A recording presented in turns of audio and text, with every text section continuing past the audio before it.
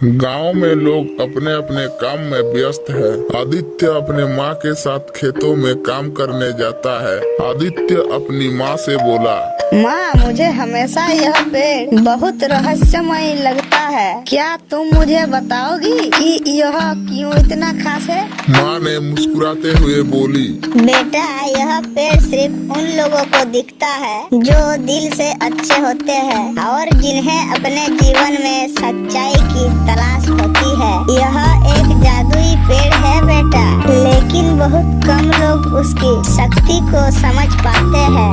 आदित्य चमकते हुए अपने माँ से कहा, माँ, क्या मैं इसके रहस्य को कभी जान पाऊंगा? बेटा, यह तो समय ही तय करेगा, पर याद रखना, हर जादू की एक कीमत होती है। आदित्य पेड़ के पास जाता है। उसका मन बहुत उत्साहित होता है।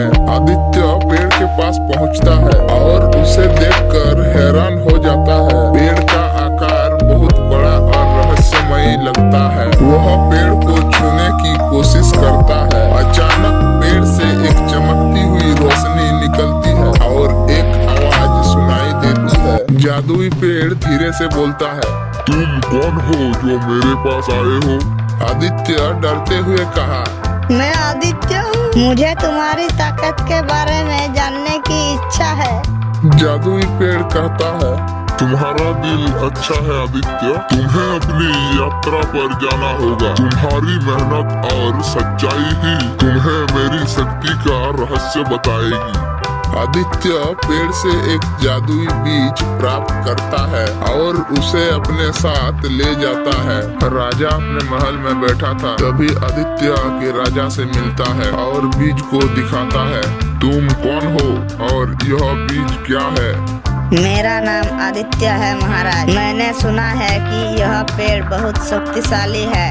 पेड़ और शक्तिशाली? मजाक कर रहे हो क्या? अरे हाँ राजा महोदय, ये बात सच है। यह बीज जादुई पेड़ का हिस्सा है। मुझे यकीन है कि इसके भीतर अद्भुत शक्ति है। तो कैसे पता करोगे? करना क्या चाहते हो तुम?